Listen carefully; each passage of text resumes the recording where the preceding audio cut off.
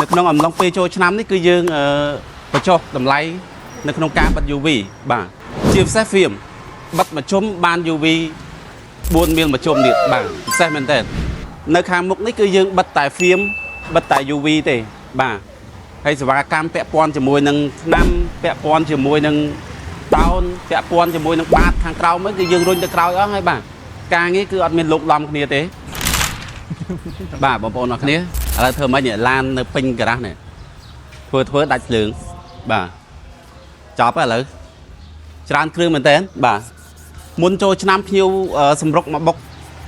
មកបិទ UV ច្រើនបាទតែឥឡូវដាច់ភ្លើងចង់កន្លះម៉ោងហើយបាទឥឡូវភ្ញៀវកំពុងអង្គុយរងចាំឡានខ្លះដាក់ចោលបាទ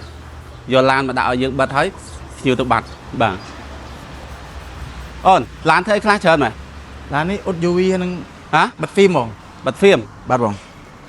ចាឥឡូវមិនដាច់ភ្លើងយើងធ្វើម៉េចឥឡូវនេះដាច់ភ្លើងយើងទៅចាំភ្លើងមួយសិនដល់កបងប្អូនអរគ្នាឡានពេញការ៉ាឥឡូវដាច់ភ្លើងបាទនៅក្នុងអំឡុងពេលចូលឆ្នាំនេះគឺយើងបញ្ចុះតម្លៃនៅក្នុងការបិទ UV បាទអញ្ចឹងភ្ញៀវគាត់មកបិទ UV ច្រើនហើយ UV របស់យើងគឺបាទគុណភាពល្អខ្លាំងមែនទែនបាទអញ្ចឹងទាំងហ្វៀមទាំង UV បាទជាពិសេសហ្វៀមបិទមជ្ឈុំបាន UV 4មៀលមជ្ឈុំទៀតបាទពិសេសមែនទែនអញ្ចឹងនៅក្នុងអំឡុងពេលចូលឆ្នាំមុនពេលចូលឆ្នាំនេះគឺបងប្អូនមកបិទគឺចំណេញច្រើនបាទឥឡូវអត់ដឹងធ្វើម៉េចទេដាច់ភ្លើងហើយបាទបុគ្គលិកអង្គុយស្ងាត់គ្រប់គ្នាហើយបាទកន្លះម៉ោងហើយបាទនៅក្រោយនេះបងប្អូនការងារស្កាស់នៅក្រោយបាទអញ្ចឹងនៅផ្នែកនៅខាងមុខនេះគឺយើងបែងចែកការងារគ្នាដាច់បាទនៅខាងមុខនេះគឺយើងបិទតែហ្វៀមបិទតែ UV ទេបាទហើយសេវាកម្មពាក់ព័ន្ធជាមួយនឹងថ្នាំពាក់ព័ន្ធជាមួយនឹងតោនពាក់ព័ន្ធជាមួយនឹងបាតខាងក្រោមហ្នឹងគឺយើងរុញទៅក្រោយអស់ហើយបាទការងារគឺអត់មានលោកឡំគ្នាទេគឺចែកគ្នាដាច់បាទហើយបុគ្គលិករបស់យើងគឺ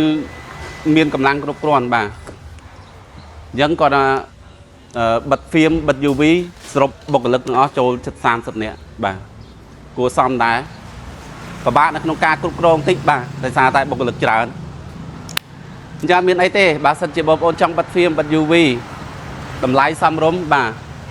បងប្អូនអាចមករកសាក់អូតូហ្វៀមបាននៅក្នុងអំឡុងពេលចូលឆ្នាំនេះបងប្អូនចំណេញច្រើនមែនទែនបាទអរគុណ